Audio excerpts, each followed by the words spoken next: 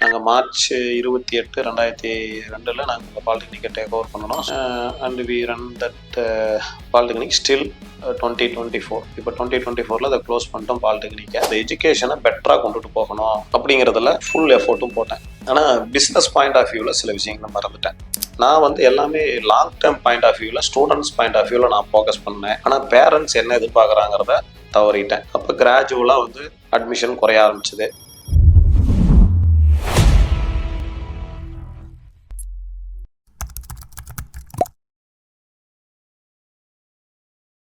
Welcome to beyond limits by Gokul.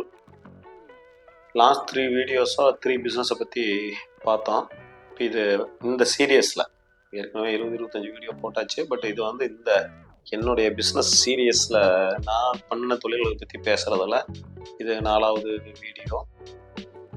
So நான் ஏற்கனவே 2வது வீடியோவில் சொல்லியிருந்தேன். நான் தான் யூஜி முடித்தோன்னே இந்த போர்வெல் பிஸ்னஸ்க்குள்ளே போயிருந்தேன்.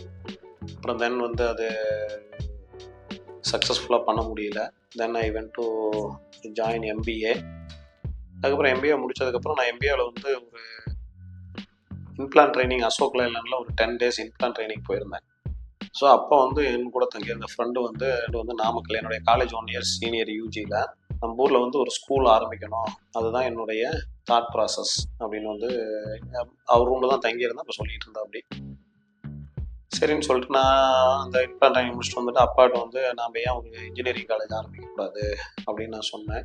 சரின்னு சொல்லிட்டு அந்த ஒரு பாலிடெக்னிக் வேற ஒருத்தர் ட்ரஸ்ட் ஆரம்பித்தது ரன் பண்ண முடியல, நீங்கள் உங்கள் ட்ரஸ்ட் மூலிமா டேக் ஓவர் பண்ணிங்கன்னாங்க. So then we taken over that polytechnic and we run that polytechnic still 2024. இப்போ 2024 அதை க்ளோஸ் பண்ணிட்டோம் பாலிடெக்னிக்கை.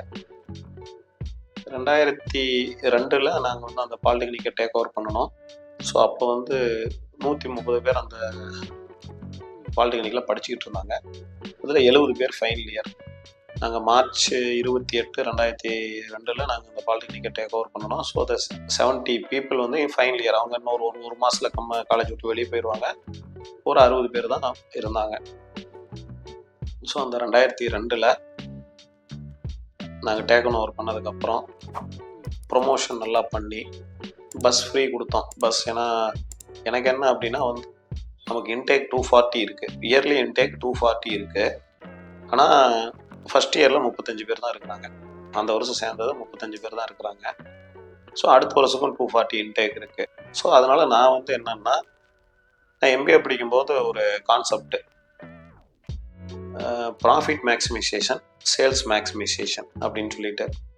ஸோ நான் அதனால் 240 இன்டேக்கு சரிங்களா. நான் ஏதோ ஒரு ஆஃபர் பசங்களுக்கு கொடுத்தா மட்டும்தான் அவங்க நம்ம பாலிடெக்னிக். ஏன்னா பிராண்டிங் ஏற்கனவே நிறைய வீடியோவில் பேசியிருக்கிறோம். Branding it is very important. அப்போ பிராண்டிங்கை பற்றி எனக்கு எதுவும் தெரியாது really if you speak. But ஆனால் நம்ம எப்படி சக்ஸஸ்ஃபுல்லாக பண்ணுறது அப்படிங்கிறதுனால நான் என்ன பண்ணேன், பஸ் ஃப்ரீ, டே ஸ்காலராக இருந்தால் பஸ்ஸு ஃப்ரீ, ஹாஸ்டலராக இருந்தால் ஸ்டேயிங் ஃப்ரீ. தங்குறதுக்கு மெஸ் பில் மட்டும் கட்டினா போதும், ஹாஸ்டலுக்கு ரூம் ரெண்ட் கிடையாது. ஸோ இந்த கான்செப்டை நான் இம்ப்ளிமெண்ட் பண்ணினேன். ஸோ 2002 நாங்கள் டேக் ஓவர் பண்ணோம். 2005 நாங்கள் டோட்டல் இன்டேக்கும் ஃபில் பண்ணிட்டோம். எனக்கு 2005 நான் 1000 எனக்கு என்னுடைய மெமரி கரெக்டாக இருந்தால் 1273 எங்களுடைய total admission 3 year put together.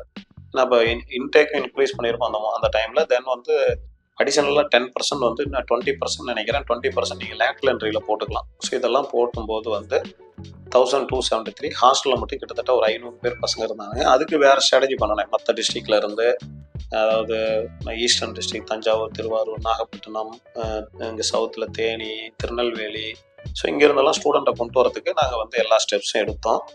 So அங்கே எங்கள் காலேஜை ப்ரொமோட் பண்ணோம். ஸோ அது மூலிமா ஹாஸ்டல் ஸ்ட்ரென்த் 500 வந்துச்சு, டே ஸ்காலர் ஸ்ட்ரென்த் 800 இருந்தது.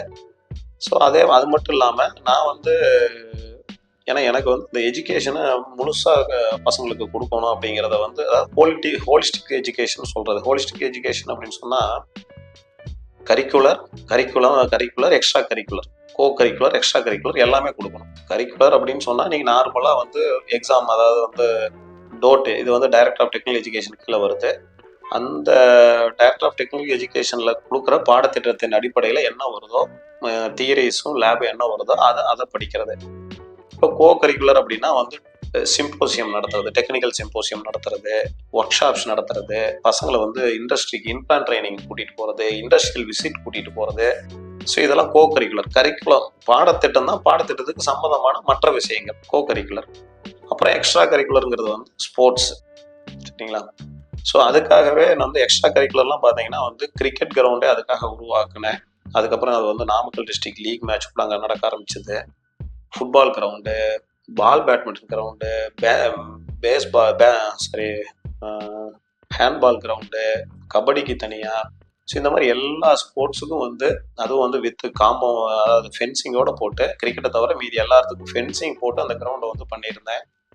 சில கிரவுண்ட்ஸ்லாம் லேடிஸ்க்கு பாய்ஸ் தனியாக, கேர்ள்ஸ் தனியாக, அந்த மாதிரி வந்து அந்த என்விரான்மெண்ட்டே ஒரு ஹோலிஸ்டிக் எஜுகேஷனாக இருக்கும். அப்போ அந்த மூமெண்ட்டில் அந்த 10-15 வருஷத்தில் படித்த பசங்களை கேட்டிருந்தா கண்டிப்பாக வந்து அவங்களுக்கு வந்து தெரிஞ்சிருக்கும். இதோடு மட்டும் இல்லாமல் இன்டர்நெட்டு, அதாவது வந்து இப்போ இன்னைக்கு இன்டர்நெட்டை பற்றி ஈஸியான நமக்கு டெய்லியும் 2 GB டேட்டா வந்து கையில் 2 GB 3 GB உங்களுக்கு ஈஸியாக கிடைக்குது. வேர்ல்ட்லேயே அதிகமாக நம்ம இந்தியன்ஸ் தான் வந்து டேட்டா கன்சம்ஷன் பண்ணுறாங்க. ஸோ இந்த ஸ்டோரியெல்லாம் தெரியும். பட் வே பேக் இன் 2005 இன்னைக்கு ஸ்மார்ட் ஃபோனே கிடையாது, நோக்கியோ ஃபோன் மட்டும் தான். ஏன்னா ஐஃபோனே 2007 தான் ரிலீஸ் ஆகுது. ஸோ நான் வந்து அதாவது அன்னைக்கு வந்து ஒரு 15,000 மாதம் இன்டர்நெட்டுக்கு கட்டி கம்ப்யூட்டர் லேப் நைட்டு 12 மணி வரைக்கும் ஓப்பன் பண்ணி வச்சு பசங்களுக்கு வந்து ஒரு டைம் டேபிள் மாதிரி போட்டு கொடுப்பேன். மாதத்துக்கு நீங்கள் 30 hours. ஏன்னா அன்னைக்கு வந்து நம்ம வந்து இங்கே ப்ரௌசிங் சென்டரில் தான் போய் நெட் நம்மளால் பார்க்க முடியும். ஸோ அந்த மாதிரியான டைமு. ஸோ அது மாதிரி வந்து நான் வந்து கம்ப்யூட்டர் லேபில் அவங்களுக்கு ப்ரௌசிங் சென்டருக்கு போகிற மாதிரி ஒவ்வொரு பையனுக்கும் ஒரு கார்டை போட்டு நீ மாதத்தில் 30 மணி நேரம் இன்டர்நெட் பார்த்துக்கலான்னு சொல்லிட்டு, ஏன்னா அவனுக்கு ஓல்டு நாலேஜை கொண்டு போய் கொடுத்தோம்னா அவனுக்கு எக்ஸ்ப்ளோர் பண்ணுறதுக்கு நிறையா சான்ஸ் இருக்கும் அப்படிங்கிற ஆங்கிளில் வந்து அந்த மாதிரி பண்ணினேன். ஸோ இது அப்படியே போயிட்டு இருந்தது. ஈவன் எல்லா கிளாஸ் ரூம்லேயும் வந்து ப்ரொஜெக்டர் வச்சுருந்தேன். ஸோ இந்த மாதிரி வந்து அந்த எஜுகேஷனை பெட்டராக கொண்டுட்டு போகணும் அப்படிங்கிறதுல ஃபுல் எஃபோர்ட்டும் போட்டேன். ஆனால் பிஸ்னஸ் பாயிண்ட் ஆஃப் வியூவில் சில விஷயங்களை மறந்துட்டேன். Even it is a trust, charitable organisation அப்படியே இருந்தால் கூட you need profit. Without profit any industry, அது எஜுகேஷன் நீங்கள் இண்டஸ்ட்ரின்னு எடுத்துக்கிட்டாலும் சரி, இல்லை சர்வீஸ் ஆர்கனைசேஷன் எடுத்துக்கிட்டாலும் சரி, ஒரு பிஸ்னஸ் மாதிரி அந்த பிஸ்னஸ் சர்வைவ் ஆகணும் அப்படின்னா கண்டிப்பாக யூ நீட் ப்ராஃபிட். நான் வந்து எல்லாமே லாங் டேர்ம் பாயிண்ட் ஆஃப் வியூவில், ஸ்டூடெண்ட்ஸ் பாயிண்ட் ஆஃப் வியூவில் நான் ஃபோக்கஸ் பண்ணேன். ஆனால் பேரண்ட்ஸ் என்ன எதிர்பார்க்குறாங்கிறத தவறிட்டேன். பேரண்ட்ஸ் என்ன எதிர்பார்க்குறாங்கன்னா மார்க்ஸ், இம்மீடியட் மார்க்ஸு. ஸோ நான் டிப்ளமா முடித்தோன்னே மோஸ்ட்லி எல்லோரும் வேலைக்கு தான் போவாங்க. அப்போ வேலைக்கு போகும்போது வந்து நார்மலாக ஒரு 80% மார்க் இருந்தால் போதும். அதுக்கு மேலே அவனுடைய மற்ற ஸ்கில்ஸை தான் அவனுக்கு வந்து இண்டஸ்ட்ரீஸில் வந்து பெனிஃபிட்டாக இருக்குங்கிறது என்னுடைய தாட் ப்ராசஸ்ஸு. பட் பக்கத்தில் இருக்கிற காலேஜ் எல்லாம் வந்து 700 மார்க் இருக்குன்னா 700க்கு 700 இத்தனை பேர் எடுத்தாங்க, 700க்கு 699 இத்தனை, 700க்கு 698 இத்தனை அப்படின்னு சொன்னாங்க. ஸோ அதுதான் பேரண்ட் அட்ராக்ட் பண்ணிச்சு. பட் என்னுடைய ஸ்ட்ராட்டஜி ஆஃப் இது ஏன்னா இன்னைக்கு பசங்க வந்து நிறைய வெளிநாட்டில் இருக்கிறாங்க. நிறைய நம்ம காலேஜில் முடித்த பசங்க நிறைய பிஸ்னஸ் பண்ணுறாங்க. பட் அந்த ரிசல்ட்ஸ் எல்லாம் தெரியறதுக்கு it take longer time. 10 years, 15 years, 20 years அந்த மாதிரி டைம் ஆகும்.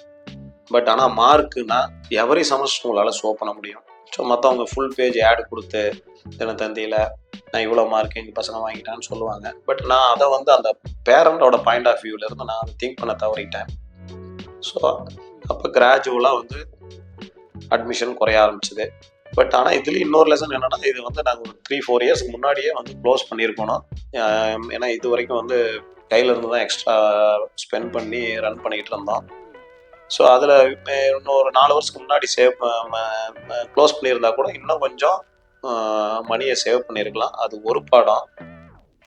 ரெண்டாவது, அடுத்த எக்ஸ்பேன்ஷன் போகாத ஒரு காரணம். எய்தர் நாங்கள் வந்து பாலிடெக்னிக்கோடு நிற்காம ஒரு இன்ஜினியரிங் காலேஜோ ஒரு ஆர்ட்ஸ் காலேஜோ கண்டிப்பாக போயிருந்தா, பாலிடெக்னிக் சரியில்லாத போது சம்டைம்ஸ் ஆர்ட்ஸ் காலேஜ் நல்லாயிருக்கும், ஆர்ட்ஸ் காலேஜ் சரியில்லாத போது இன்ஜினியரிங் காலேஜ் நல்லாயிருக்கும். ஸோ இந்த மாதிரி வந்து ஒவ்வொரு பிஸ்னஸும் இன்னொன்று வந்து சப்போர்ட் பண்ணிக்கும் அந்த டைமில்.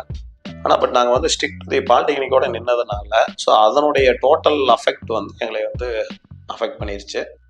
So this is business failure lesson I learn from the running the educational institution. Thank you.